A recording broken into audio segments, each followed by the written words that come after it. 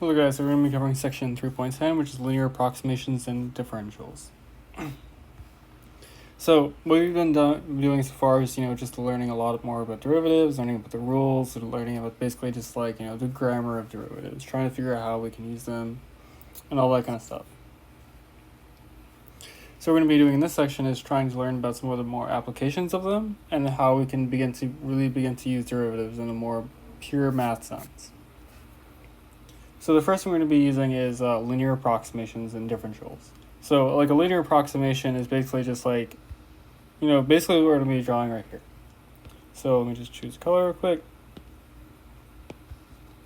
So if you look at a tangent line near the point of tangency, so if this is like our curve y is equal to f of x, then we know around this little area that the curves are pretty close to each other. Like this distance between the tangent and the curve is small, and as we get closer and closer, the distance gets smaller and smaller because that's what you get for the point of tangency.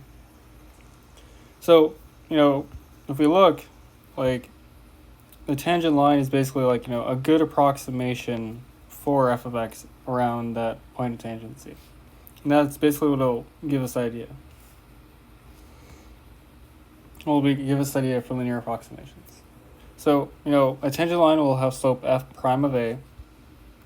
So, if this is a curve, then that slope will be f prime of a. So, slope of f prime of a.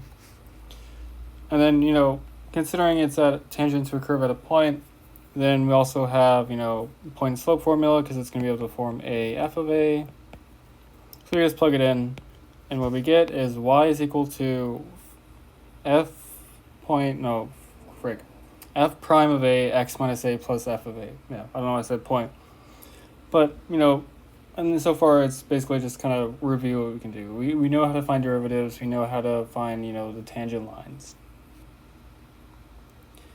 But now what we're going to be doing is, extending that idea of, finding the tangent line and using it to kind of get local information of the function around the tangent.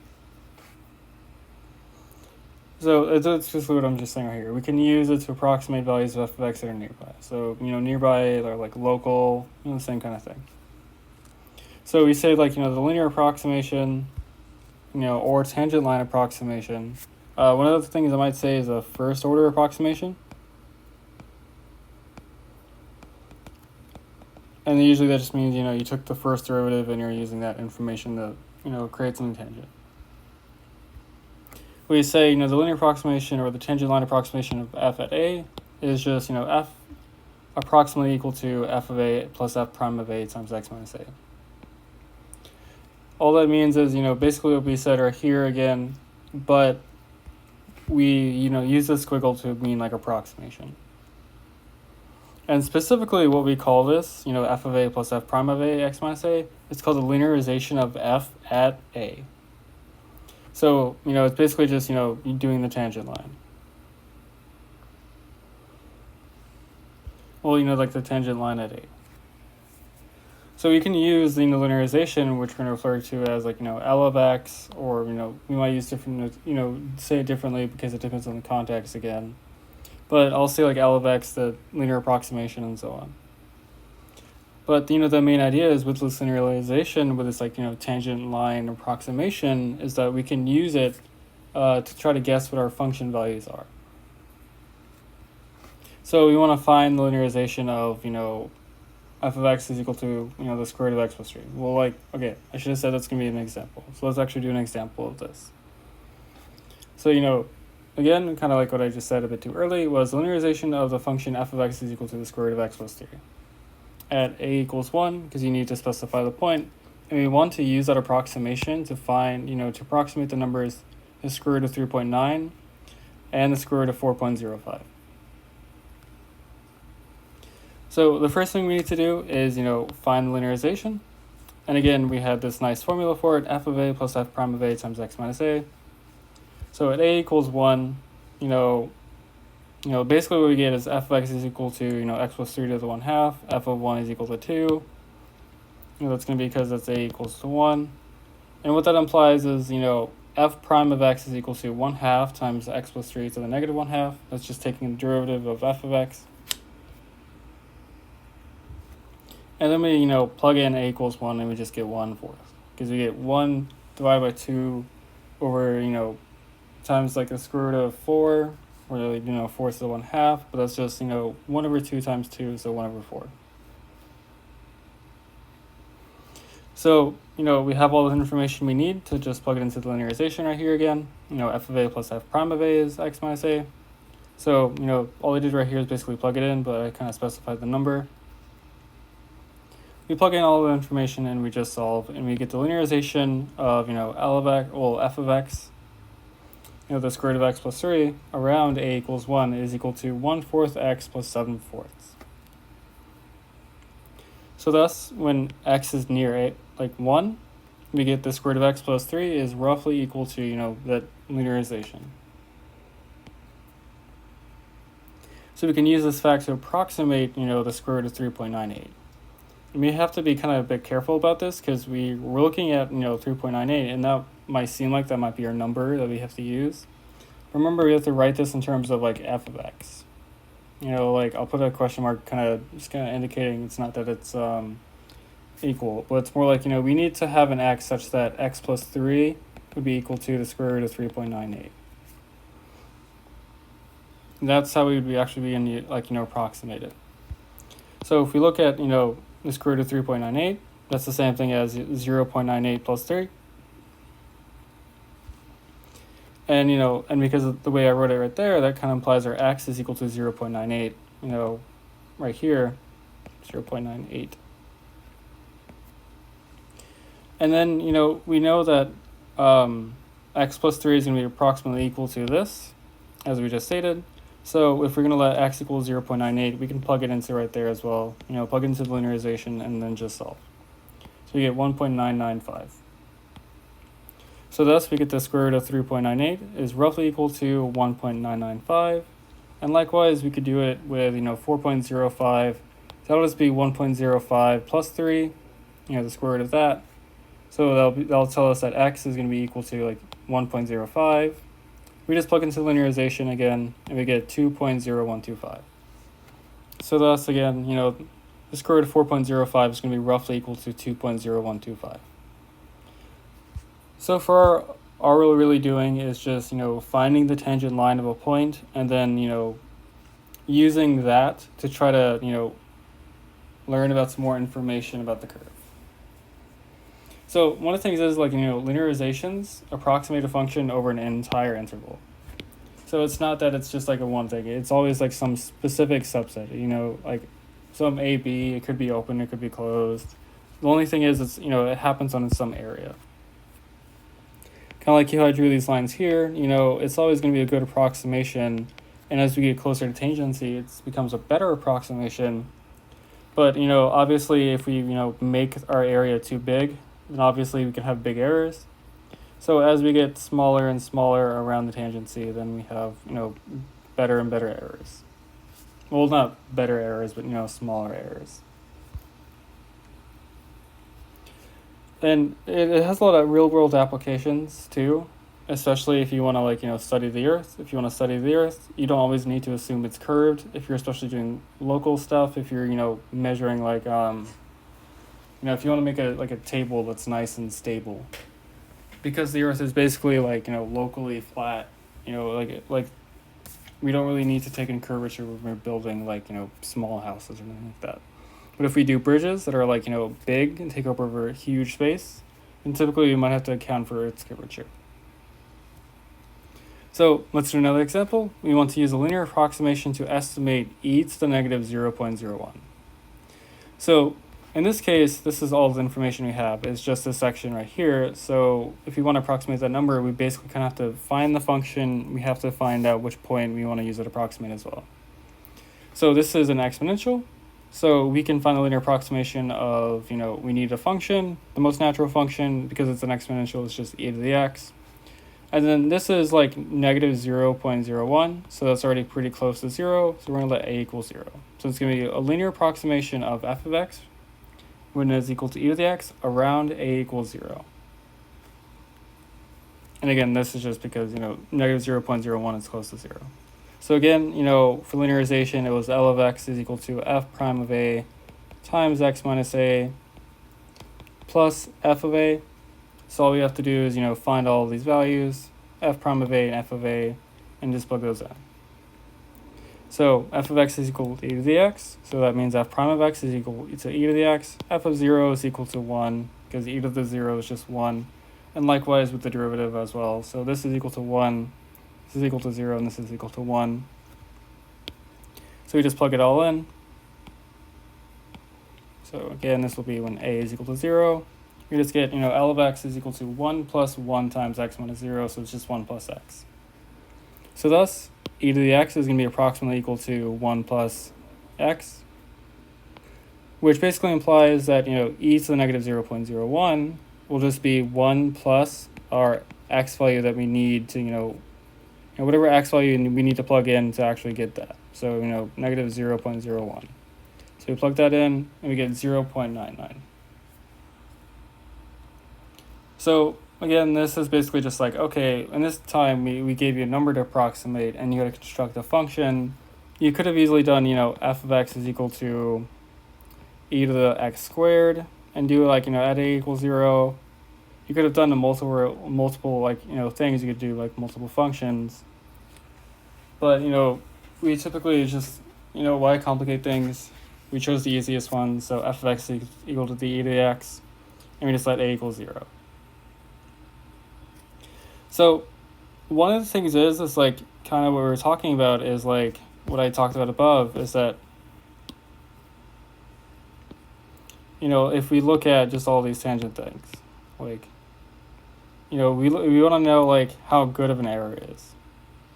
If we want to try to measure like, if I know this is the point of tangency, what kind of error should I expect if I go, let's just say this is a minus 1 and this is a plus 1. So what kind of error would I expect if I go, 1 unit away? What if the change in x from the tangency was, like, you refer to that as dx? Like, how would the distance away determine the error? And that's kind of one of the important things about linear approximations is because, the linear approximations are good local approximations, but like, you can have things that are incredibly funky. So you can basically have something that basically looks like this. So even if your point of tangency was like this, assuming it's not like, the way I drew it, but more it's like, nice and curvy. So nice and smooth. So the derivative exists. So, this right here would still be a point of tangency right at that peak. And it would be a good approximation, but it'd only be good in a small area. And we need some way to kind of differentiate that, or basically kind of tell us. And that's where differentials come in. And I want a heads up about differentials is that like the idea behind linear approximations is often formulated in terminology or notation of differentials. So basically what it's mean is it's going to use notation that we've already used before in a different way. And so it's going to be a bit weird, but we'll just have to deal with it. So again, the first thing we need to start off is differentiable functions. We need to find linear approximations. It's again just an extension on linear approximations or first order approximations. So again, we need y is equal to f of x, so a differentiable function. We say a differential dx is an independent variable. So be careful so far what this means. Dx is a variable. It's kind of like x of f of x, where we're allowed to vary x. Now we're allowed to vary dx. And we say the differential dy is defined in terms of dx by the equation dy is equal to f prime of x dx. So you got to be really careful. Like what this means is that, dy dx, this is no longer means the same thing as what we've said before when that means a derivative. But for our case now, what that's going to mean is just like, like dx is a variable, and then just dy depends on it.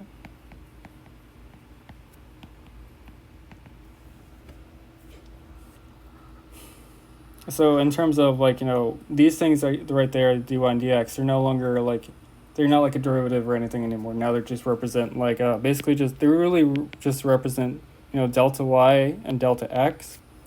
but delta y and delta x will be referred to, will be like, talked about with respect to the function, but dy dx is referred to the tangent line or the linearization. So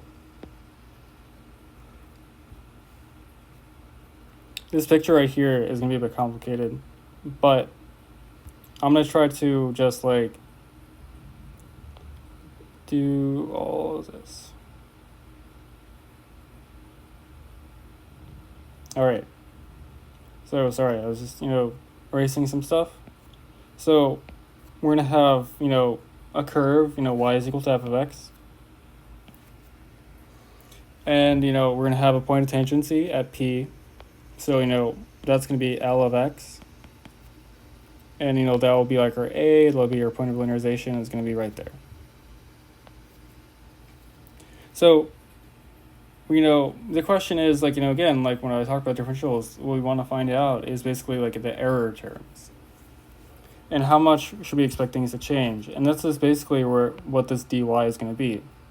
Dx is like, okay, this is going to be how far we go away from the point of tangency, and the dy is basically going to tell us, like, how much error should we expect, or like what is the maximum error. So what we're going to need to do, is, like really try to understand the picture of what's going on, and that basically helps us, like, construct everything. So we have point P, which is going to be the point of tangency. We're going to have, Q, which is going to be, we're going to have the points P and Q, not P and Q, Q and R, which is going to be what happens when we take x and we add a change in x, so delta x. And note in this case, dx will equal to delta x. So we're taking our point x and then we're moving it over to x plus delta x by a total change of delta x.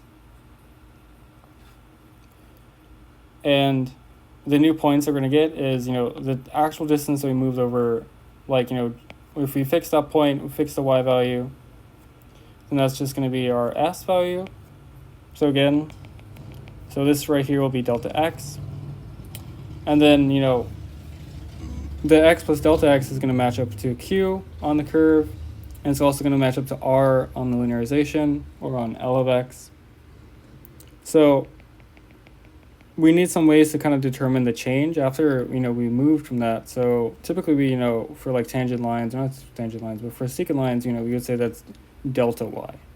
Because that's a change of, like, the y's when we change to x in terms of, y is equal to f of x.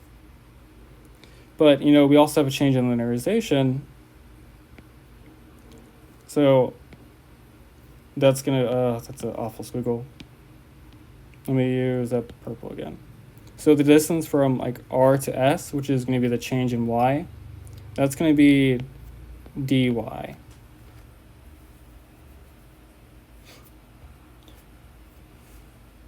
So the idea is, we want to try to find, what dy is.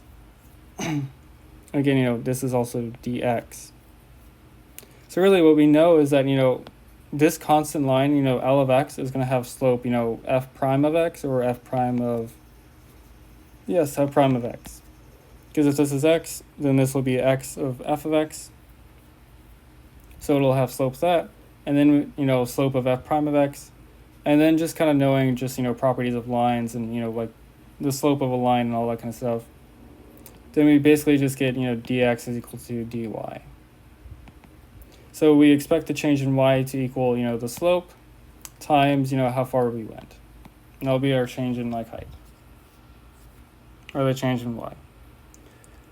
So to kind of talk about it in terms of, the points again and kind of clarify. So, P is going to equal to x f of x. Q is going to be what happens when we move over by delta x. And that's going to be the point on the curve. So they're on the graph of y is equal to f of x. And the change in x is just going to be dx delta x. And the change in y is going to be, typically we say delta y is equal to, f of x plus delta x minus f of x. And, the slope of the tangent line is going to be f prime of x, kind of like I just said. So we get dy is equal to f prime of x dx, which is, again, kind of what I just explained. It's going to be, how much we'd expect the y value to change as we go from, you know, p to s. You know, what is the new y value that comes to the, you know, that matches up to a point of linearization. So one of the things we could, you know, just, you know, like a quick side note, dy is also sometimes referred to as the directed distance from s to r. I'm not really sure what that, you know, what the applications are of that or what the language of that is. I don't really see that. It's like my real first time hearing that. So, yeah, I mean, you can take that for granted, but I just need to make sure to say it that way. If you guys ever work on something and you see that, you probably have an idea why. So again, kind of what I just said is like essentially dy represents the amount of the tangent line rises or falls, where delta y represents the amount of the curve rises or falls when x changes by an amount of delta x. So delta y measures the change in y with respect to the function. Dy represents the amount of change in the tangent line. So, you know, like basically this will do is allow us to do error approximations. And you're going to find like, but, you know, first off, you need to do some examples. We need to be able to, you know, find the differentials. And once we find the differentials, we can try to figure out how to, you know, actually, you know, find the error approximations. But really, that's going to be like one small problem. I won't really focus on it. It's not going to be like really too heavily worked on. So let's just do an example real quick. So let's do a differentiable of like a few functions, or a differential.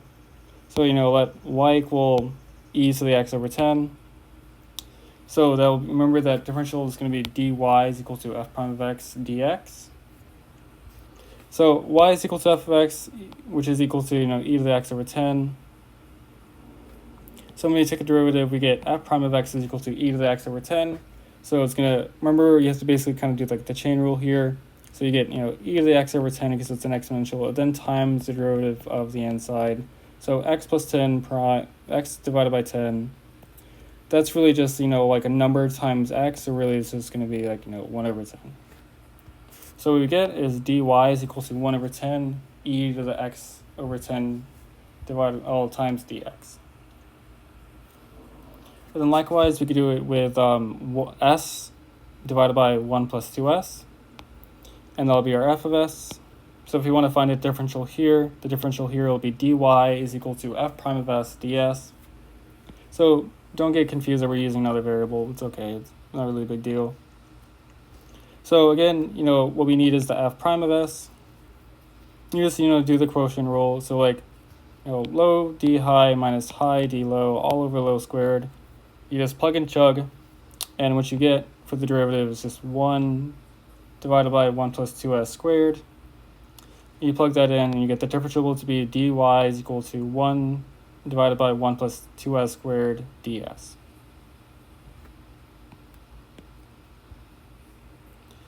So, you know, again, it's just doing the quotient rule, double checking it. It's not really too big of a deal. It's just kind of knowing the rule, knowing the formula. So the next example, and we're going to do like a maximum error thing real quick. I'll at least talk about it because it's not really required to go over it, so I'll just talk about it.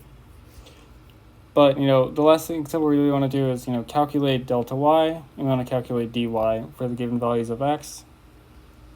You know, so we want to fix x, and, you know, delta x is going to be equal to dx again. So our curve, or like our function, our y, is going to be y is equal to the square root of x. The value of x we're going to be worrying about is x equal to 1. And our change in x we're going to be worrying about is delta x is equal to 1. So if you remember what delta y is going to be, you know, f of x plus delta x minus f of x. So remember that delta x is equal to 1. So x is equal to 1. So we just get, you know, 1 plus 1 minus f of 1. Just get the square root of 2 minus the square root of 1 to equal 0.414. And lastly, we're going to do the differential. So we need to find the derivative. So it's the square root of x, you know, so x to the 1/2 prime, that's going to equal to, you know, bring down the exponent because it's just the power rule. It's going to be x to the negative 1. Well, yeah, x to the negative 1/2 because that's 1/2 minus 1 to give you negative 1/2. So that's how I got this piece. All I did was just plug it in.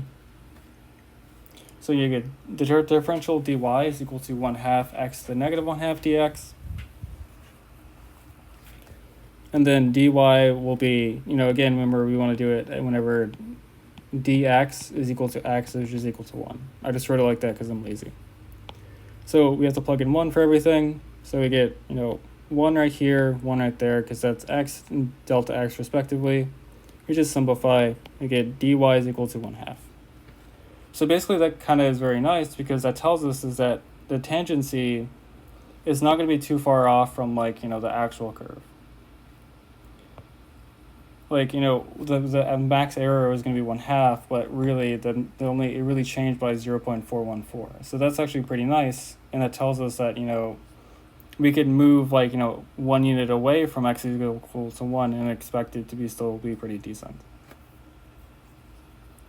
And likewise, kind of like what I told you is that 1/2 is going to be dy is basically going to be like an error. So likewise, if you were trying to measure something and you want to know the maximum error between a tangent, the tangent and a curve, that's just going to be the absolute value of dy, which will just be the absolute value of f prime of x dx.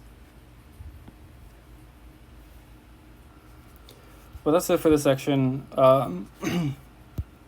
It's not too difficult. Sorry guys, I guess I had a cough. Yeah, it's not too difficult. The only thing is just kind of knowing the formulas, but it's not too difficult. It's not really annoying or anything. It's just a bit of work. I wouldn't say it's the harder part of calculus at all. So try not to worry about it too much. But just make sure that whenever you do the test, you know how to do these problems. All right. Thank you for liking. Thank you for watching. Like, comment, and subscribe if you so desire.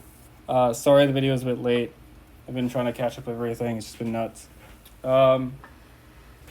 Yes, thank you again for watching. Peace out, guys.